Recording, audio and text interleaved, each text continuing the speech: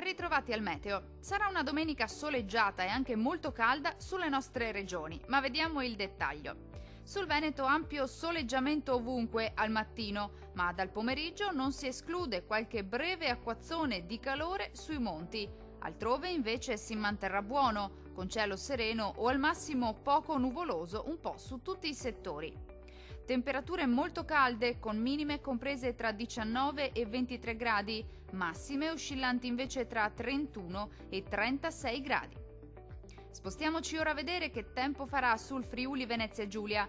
Poche novità, anche sulla nostra regione il tempo sarà in prevalenza asciutto e stabile, con ampio soleggiamento al mattino, poi qualche rovescio sulle Alpi, ma generalmente di breve durata. Temperature minime tra 20 e 22 gradi, valori massimi oscillanti invece tra 33 e 36 gradi circa.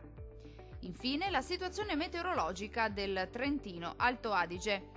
Prosegue il bel tempo un po' su tutta la nostra regione, con ampio soleggiamento ovunque. Qualche temporale tuttavia sarà possibile, specie al pomeriggio, un po' su tutti i settori.